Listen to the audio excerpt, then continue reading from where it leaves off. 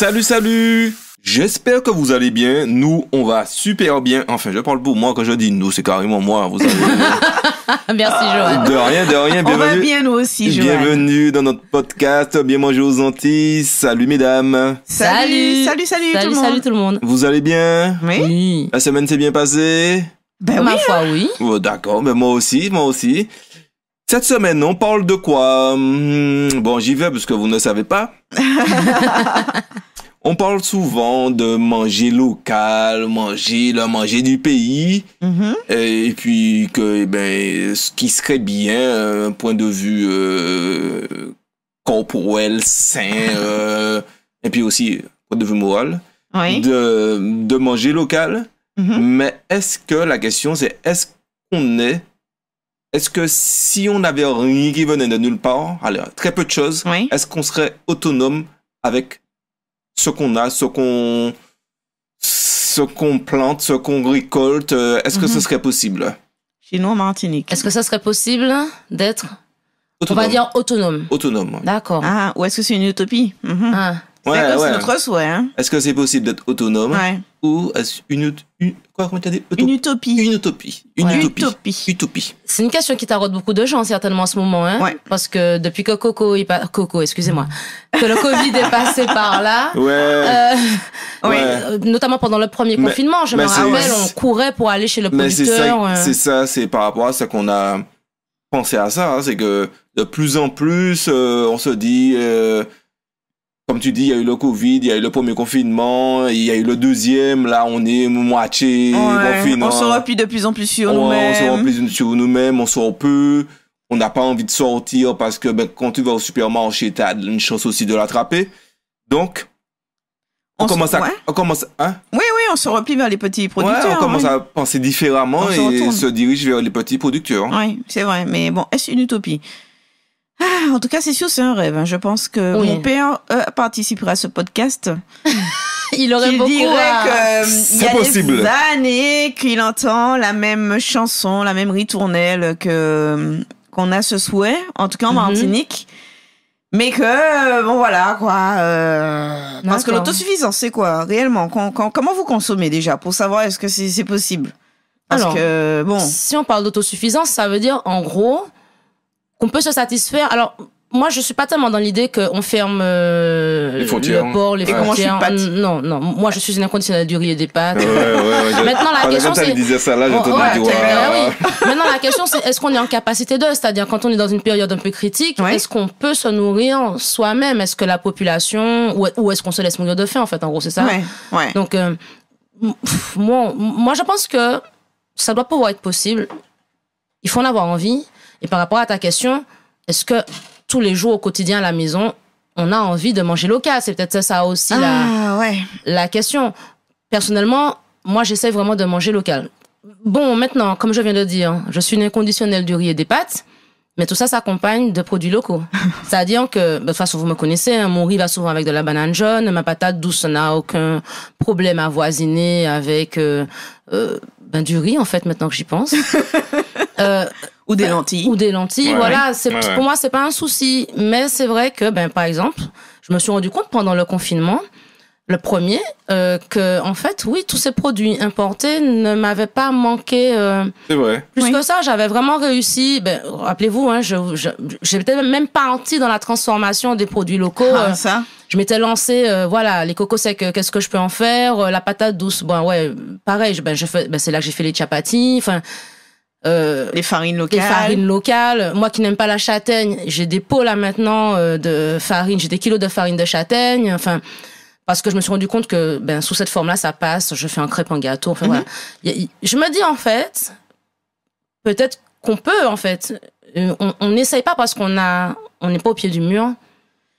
Ouais, parce que réellement, par rapport à ce que tu disais pendant le confinement, c'est vrai qu'on était un peu... on consommait beaucoup local parce que on faisait le choix de pas aller dans les endroits où il y avait beaucoup de concentration de personnes.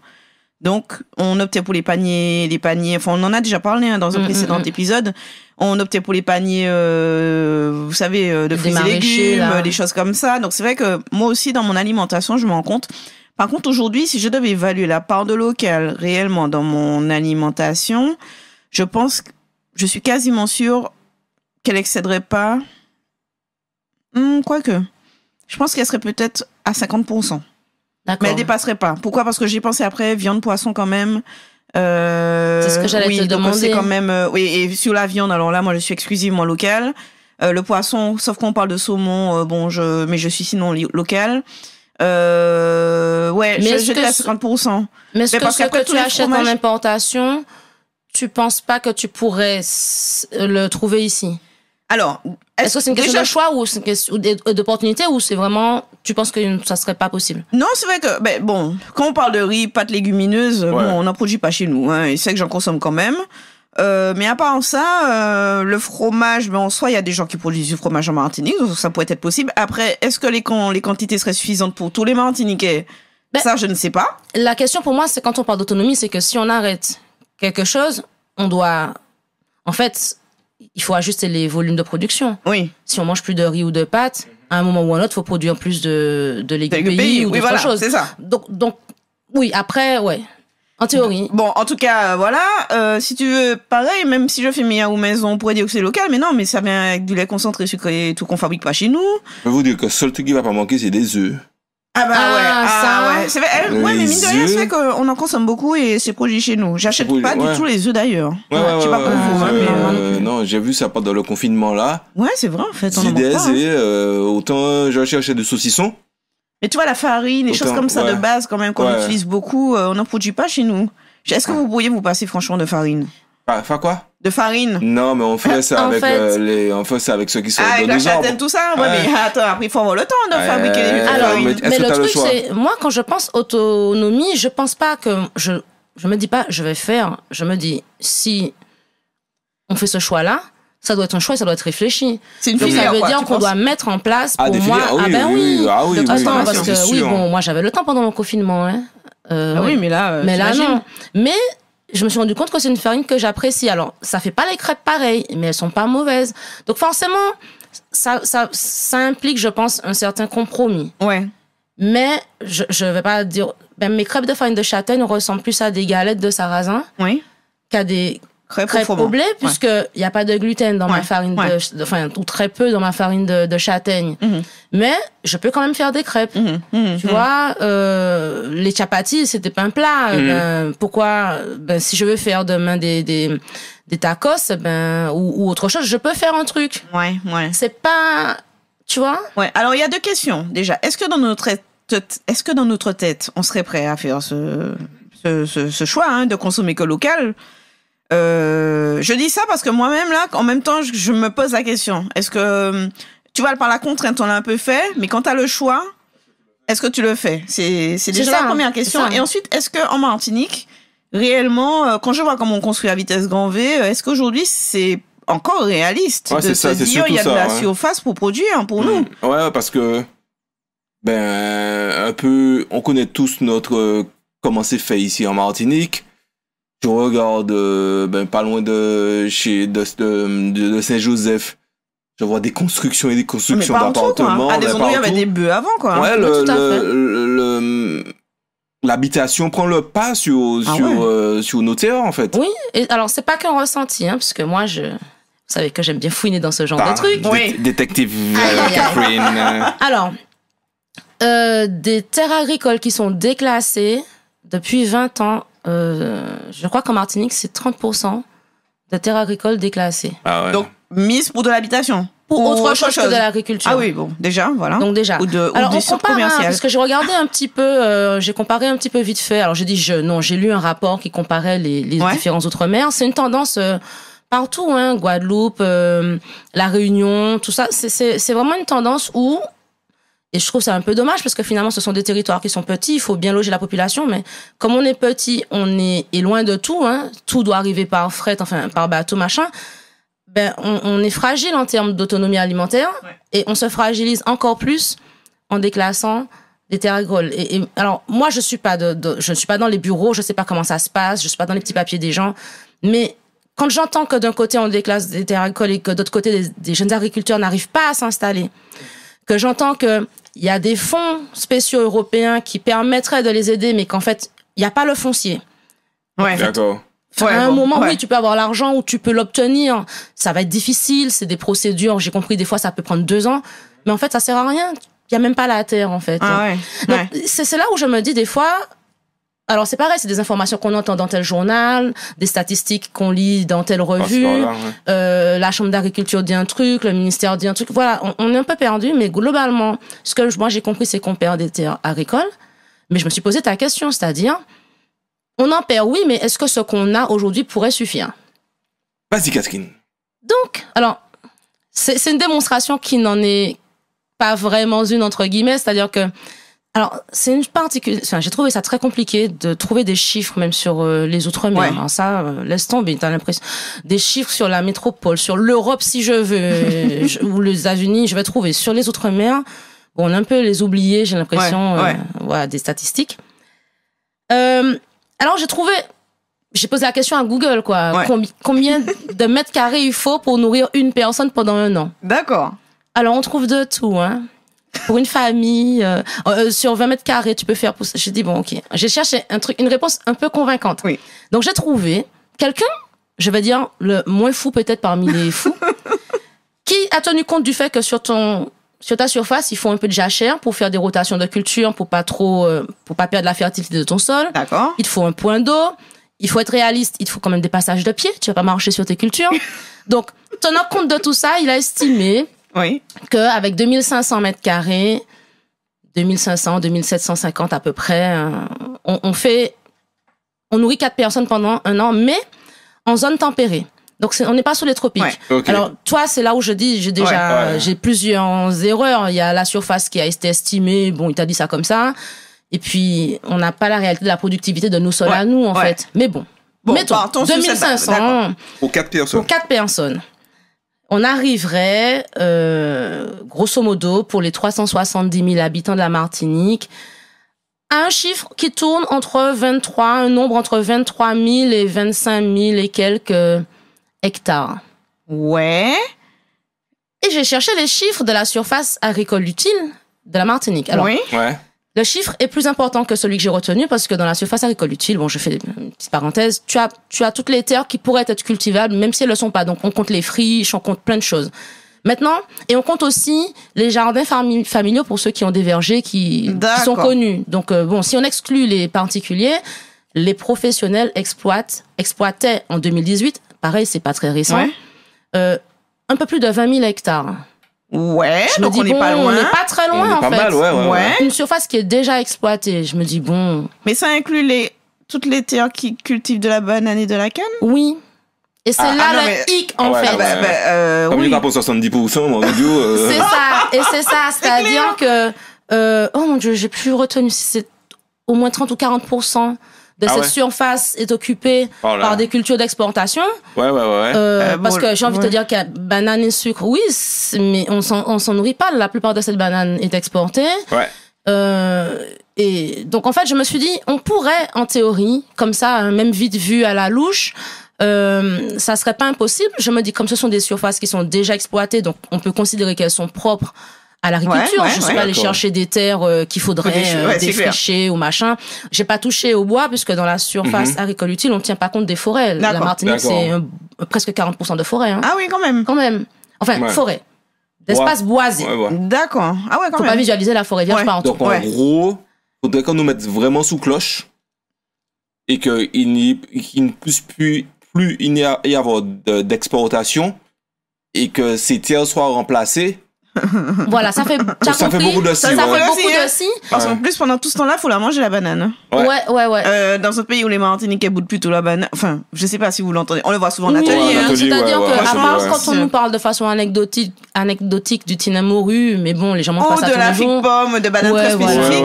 Franchement, la banane tinin, combien de personnes en atelier nous disent ah, j'ai trop mangé ça, j'aime pas la banane. En Martinique, quoi, quand même. De toute façon, moi, il y a que la banane jaune, où tu vas rarement t'en Martinique à dire j'aime pas la banane jaune. C'est la banane jaune et alors petite parenthèse parce que j'ai fouillé un peu plus.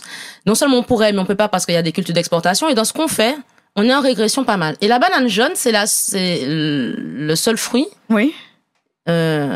qui est en croissance en termes de surface exploitée. C'est pour ça qu'il y a autant de bâchés de bananes jaunes près des routes. On fait moins d'ananas, on fait moins de plein de choses, mais la banane jaune, on fait de moins en moins même de légumes, tomates, concombres, aubergines. Ah bon? Même en dehors du fait que l'essentiel c'est canne et banane, pour le reste, la production diminue et la banane jaune est en augmentation.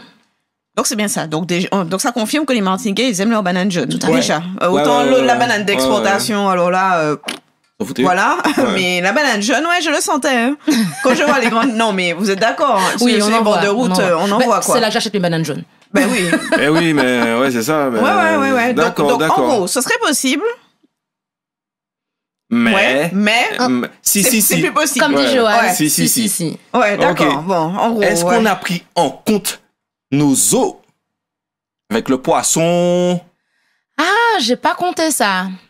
Mais j'ai regardé le reste de la chair quand même. Ouais, les élevages. Ouais, et ben là aussi on est en diminution. Ah bon? Oui, donc. sauf, et je rejoins, et là j'ai fait un petit clin d'œil à Joanne. Le poulet. Eh ben oui. Et les œufs. Alors mince, j'ai pas les chiffres là, je les ai laissés. Ouais. Je crois que pour le poulet, on est alors c'est des chiffres que j'avais entre l'évolution des surfaces et des volumes de production entre 2015 et 2017, me semble-t-il, ou 2018, je sais plus. Le poulet était en augmentation alors les poules pondeuses 99%. Ah oui, quand même. Le poulet de chair plus de 300%, je crois, et les œufs plus de 1000%, je sais plus combien. Non, et pour les œufs, c'était une augmentation à 4 chiffres en pourcentage. Non, mais déjà, les œufs, je sais pas si vous avez remarqué, nous, depuis qu'on est en Martinique, moi, j'ai vu fleurir des nouvelles, tu sais, les œufs plein air, des extra frais, des choses qu'on n'avait pas avant. Hein. Oui. Avant, on avait une seule catégorie d'œufs, me semble-t-il. C'était les œufs en batterie. C'était les œufs en batterie. Et puis maintenant, il y a un vrai effort de produire autre chose. Ce qu'on trouvait sur des références nationales, en fait, en termes de dater du jour de ponte, XXL, toutes ces références-là. Donc, ça me surprend pas, mais quand même, à 4 chiffres, quand même, c'est pas mal. Ouais, mais c'est incroyable. Donc, comme quoi, il y a des domaines où on progresse. Ouais. Le poulet, ça me fait penser, on n'a pas fait un podcast dernièrement, le poulet number one. Pour le coup, poulet number one. Parce que même le cochon est en régression. Ah bon? Mais par contre, je crois quand même que sur ces chairs-là, on est quand même pas en autosuffisance. On n'est pas en autosuffisance, non. Ouais. Les œufs non plus, d'ailleurs. Ouais, c'est ça. Et quoi qu'il en soit aussi, on fait quand même toujours rentrer des bébés ici. Oui, tout à fait. Donc, l'autosuffisance, c'est pas non plus juste faire grandir ici, c'est qu'il faut aussi avoir toute la structure pour faire naître les bébés, faire les sélections, tout ça. En fait, c'est quelque chose de complexe, finalement, l'autosuffisance. En fait, on pense surface. Donc, moi, je me suis un peu amusée avec mes petits calculs voilà. Mais il y a le volume de production qui est pas forcément... J'avais vu que la banane avait perdu en surface, pas énormément, mais perdu en surface, mais augmenté, mais vraiment significativement en rendement. D'accord. Ça veut dire qu'on se focalise sur la surface, mais en fait, avec les bonnes méthodes, on peut produire on démultiplie plus sur la même surface, et pas forcément comme on le pense toujours, en multipliant les intrants. On peut s'inscrire dans une démarche plus responsable, puisque on a beau dire, c'est vrai qu'il y a eu tous les scandales avec le chlordécone et tout, mais on sent quand même chez les producteurs une volonté, y compris pour la banane, d'utiliser moins de produits phytosanitaires. Enfin, il y a c'est un peu le truc où il faut quand même pas que tu perdes ton gagne-pain. T'as une entreprise à faire tourner, t'as des salariés, et derrière, tu veux quand même produire plus sainement parce que tu as la demande du consommateur derrière. C'est ça. Bon, tu essaies d'avancer un petit peu, mais dans l'ensemble, il y a des efforts qui sont faits là-dessus, et on se rend compte que même en réduisant certains trucs, alors on te dit, on utilise certaines plantes pour le couvert végétal, donc ça permet de réduire les pesticides, et en même temps, si tu choisis bien ta plante, elle peut enrichir ton sol. Donc je pense, j'ai pas lu les rapports en détail, mais je pense qu'il y a de tout ça qui fait que, c'était l'exemple de la banane, mais pour d'autres cultures aussi, on doit pouvoir augmenter le rendement. En ayant des pratiques même respectueuses de l'environnement. Mais moi, quand tu me parles d'autosuffisance, je me dis, moi, je vois déjà aussi plus loin. Et c'est là que tu te rends compte quand même que c'est des projets. Je te dis que mon père, il me dirait qu'il en entendait parler déjà il y a 40 ans. Et à mon avis, même avant lui, on en parlait déjà. Et dans 40 ans, on en parlera encore. C'est que ça s'arrête pas juste à la production. Non. Pour moi, il y a derrière la transformation. Parce que pareil, mon ananas, là, quand j'ai produit pour la Martinique, tout arrive en général en même temps. C'est Oui. pas, Ouais, il y a pas tout, voilà, c'est faut pas mettre- étalé dans le temps. Faut mettre ça en Ah conserve. ben, il faut en faire quelque chose pour dire qu'on le consomme tout au long de l'année. Ouais. Et tu vois, c'est très complexe. C'est pas que la partie agricole. Il y a la production, il y a toute la partie gestion des stocks. Il y a des plantes dont tu peux étaler la production, mais il y en a d'autres qui sont vraiment liées à la saisonnalité. Donc là, tu peux pas le faire. Tu es obligé, comme tu dis. Moi, ça me fait toujours un peu mal quand je vois arriver. Et puis, c'est la grande braderie derrière. Ça me fait toujours un petit pincement au cœur pour les producteurs. C'est clair. La Christophine à 1 euro le kilo. T'as passé des mois à produire des trucs. Et quand tu le vends à 1 euro le kilo. Alors, moi, en tant que consommatrice, c'est super, hein. Mais n'empêche que je pense à la personne qui l'a produite, qui a produit ça arrive souvent pour la Christophine, le melon, la pastèque, il y a des trucs comme ça, je me dis, moi, ça me fait un petit peu mal quand même. Et après, tu te retrouves avec rien. C'est ça. T'as pas beaucoup vendu, mais t'as une grande période de creux jusqu'à la prochaine production. Ah, c'est vrai. Donc, il faut gérer les exploitations pour étaler quand c'est possible. Ensuite, comme tu dis, il faut gérer le stock, gérer la transformation pour, maintenant, faut faire avec, on peut réfrigérer, congeler, faire des conserves. Ceci étant dit, vous serez d'accord, les collègues, pour dire que, pareil, hein, franchement, depuis quelques années, on voit qu'il y a beaucoup d'efforts qui sont faits en matière de transformation, au moins des fruits. Oui, franchement, je sais pas si vous l'avez remarqué. Tout à fait. Il y a quelques années encore, des jus de fruits locaux. Je parle de vrais jus de fruits locaux, pas ceux à base de concentré. Les confitures, alors les liqueurs, ça s'est toujours un peu fait, mais les glaces. Les glaces, moi, je les crois qu'il y a confitures. beaucoup d'artisans qui de plus en plus s'y mettent. Donc, c'est pas des grosses structures, mais mis bout à bout, tout ça, ça ils font permet des choses de faire qualité. la Oui, non, transformation. c'est sûr. Et puis, quoi qu'il en soit, même au rayon surgelé, depuis quelques années, on trouve, alors là, ce sont plus des petits artisans, enfin des artisans, mais on trouve des Giraumont, de l'igname, de la Christophine, je crois même que j'ai vu du dachine. Enfin, pour moi, là, on va dans le bon sens, mais ça, c'est vraiment tout ça qu'il faut organiser. On peut pas juste dire du jour au lendemain, tiens, on arrête tout, on va produire, mais on fait quoi de cette production? Voilà. Et puis, si vraiment, même après derrière, enfin, c'est là où je me dis, il y a des choses à faire. Oui. Et que du coup, je me dis, ça peut être possible. Mais derrière, est-ce qu'on a vraiment envie de le faire? Et quand je dis on, je ne veux pas parler des politiques, on tape souvent sur eux. Non, mais la population en général. Est-ce qu'au moment où je fais mes courses, parce que si moi derrière, je ne fais pas l'acte d'achat, et je ne montre pas qu'il y a un vrai intérêt, il n'y a aucune raison que des filières se développent. C'est clair. Bah oui. Tu vois, moi, je reviens sur mes châtaignes, mais c'est fou. Ce truc donne une bonne partie de l'année. Je vous jure qu'on a un châtaignier derrière, chez mes parents, que je n'ai jamais regardé. Ma mère ramène des châtaignes. Chaque fois que c'est la saison, je le sais, parce qu'elle en ramène, et j'aime pas l'odeur quand ça cuit dans la cuisine. Non, mais c'est toujours... Moi, je vois ça comme ça. Tu as raison. Est-ce qu'il faut porter un réel intérêt? Je suis d'accord avec ça. Mais souvent, on parle de ça comme on parle de la musique. Ah ouais, il faut soutenir les musiciens locaux, tout ça. Moi, je dis toujours, oui, je veux les soutenir, mais il faut qu'ils fassent des choses de qualité. Parce que faut pas se mentir, on est international aujourd'hui et on voit de tout, on goûte de tout et on aime les bonnes choses de façon. Alors quand je dis on a formaté nos goûts comme on a peut-être formaté nos oreilles et il faut que ça, pour moi, je peux soutenir un artiste. Mais il faut que ce soit bon, il faut que ce soit bien fait, il faut que ce soit tout ça, quoi. Est-ce qu'on est prêt à des concessions, tu veux dire? Est-ce qu'on est prêt à des concessions, sortir un peu parfois de ce qu'on faisait il y a 30 ans avec ces produits-là, les remettre au goût du jour, et puis essayer d'aller un peu plus loin? Parce que souvent, on nous dit, ouais, il faut soutenir... Sauf que... Il n'y a rien derrière, en fait. Le packaging te donne pas envie d'acheter. Prenons l'exemple. Un exemple tout simple. La personne qui est derrière te donne pas envie d'acheter. C'est tout un travail aujourd'hui, en fait. Et puis, il y a aussi tout le travail de donner des idées. C'est un peu ce qu'on fait, nous, à travers l'agence. Mais si tu veux, je prends l'exemple quand tu m'as dit ça de la farine de manioc. La farine de manioc, c'est vrai qu'on commence à avoir de nouveaux usages. Mais s'il n'y a pas des personnes qui poussent un peu ces usages-là, que ce soit nous à travers les recettes qu'on propose sur le blog, ou des restaurateurs, ou des choses comme ça, la farine de manioc, ça reste avec mon fil rose. Au final, franchement, est-ce que j'en ai envie, quoi? Farine de manioc ou farine sortie de Chine, au final, la personne qui achète, il faut que ce soit bon pour elle. Ouais, et pratique. Et pratique. Voilà, c'est ça, c'est que... Alors, vas-y. Non, je suis tout à fait d'accord. Et là encore, je me dis, on peut pas être moins intelligent ou moins doué que les autres. Non. Il y a toujours la question des moyens, parce que après, on va discuter d'investissement, mais là encore, vous savez, Je regarde un peu à l'extérieur, je vois des petits territoires.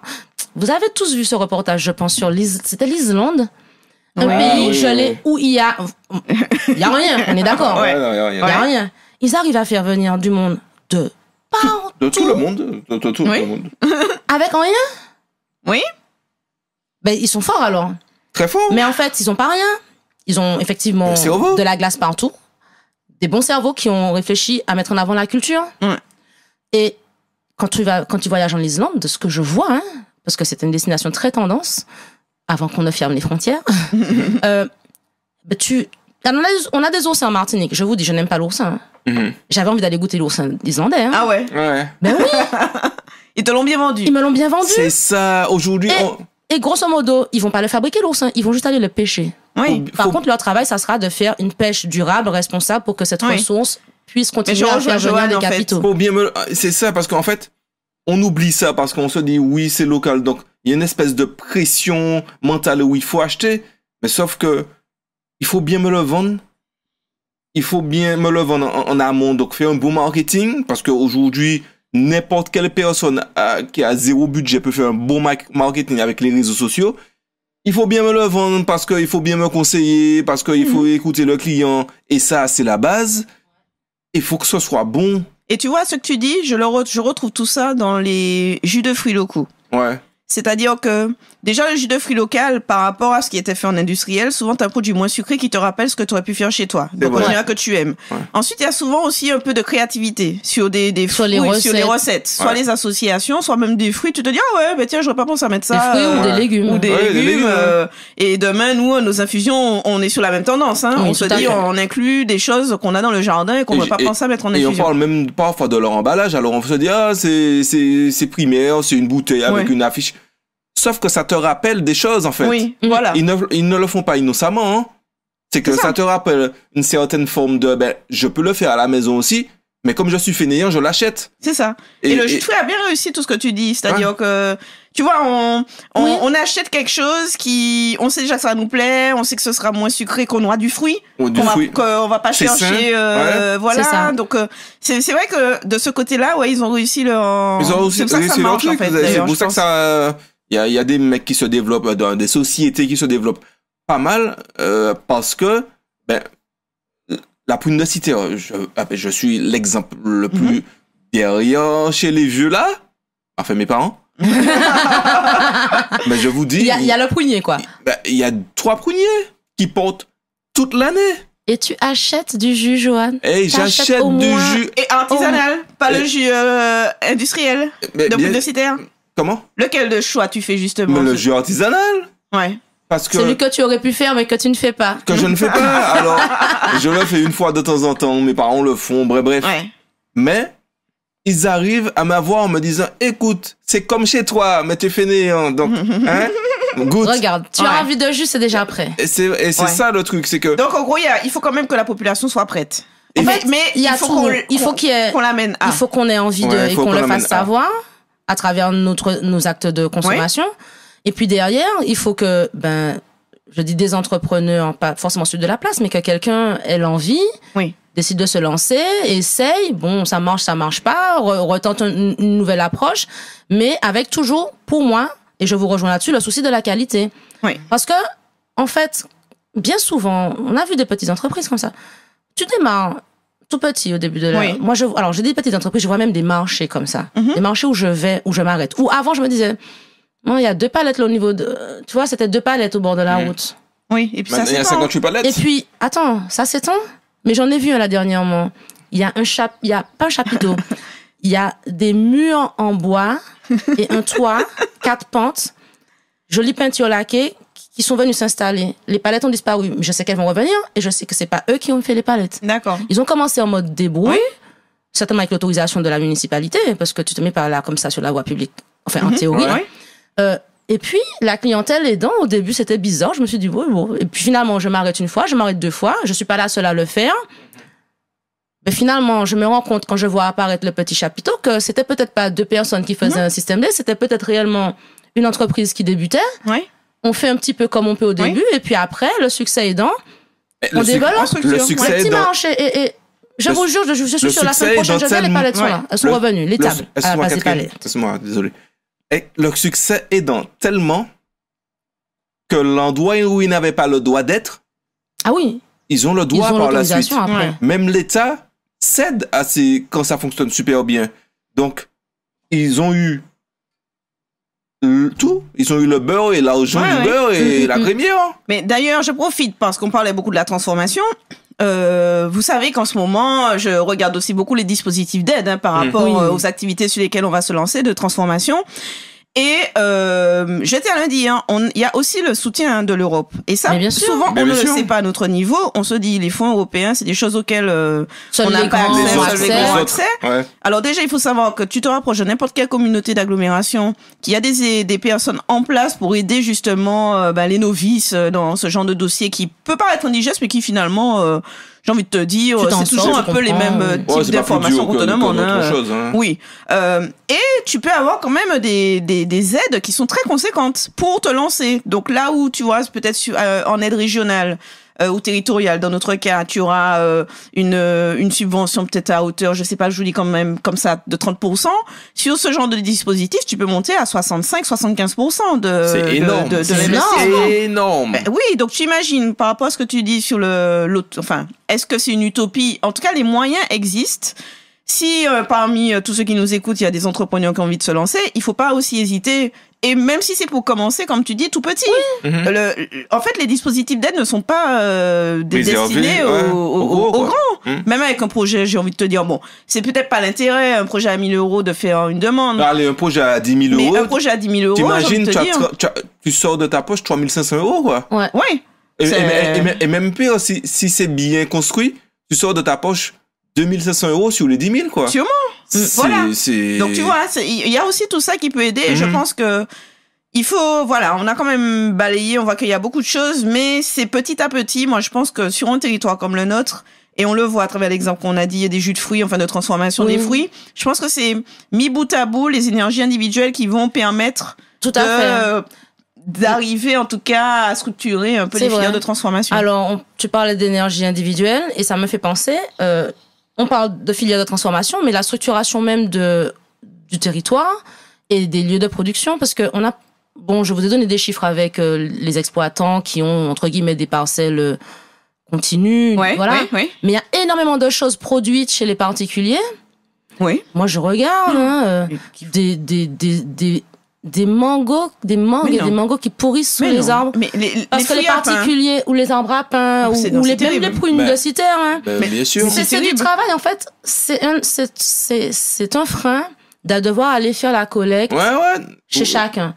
Mais il y a peut-être des systèmes d'organisation à créer, de structuration. On n'est pas obligé de déboiser pour refaire une parcelle, en fait. Des vergers virtuels, il y en a partout en Martinique. Si tu mettais bout à bout tout ce que les gens ont et qu'ils ne consomment pas, et dont certains, moi je regarde, rien que nous, on serait ravis que les gens viennent cueillir à la maison. Bien sûr. Réellement, on consomme pas tout ce qui tombe. Ça tombe. Moi, une fois qu'on s'est servi, le reste pourri. Donc une fois que les oiseaux ont mangé dedans, le reste pourri.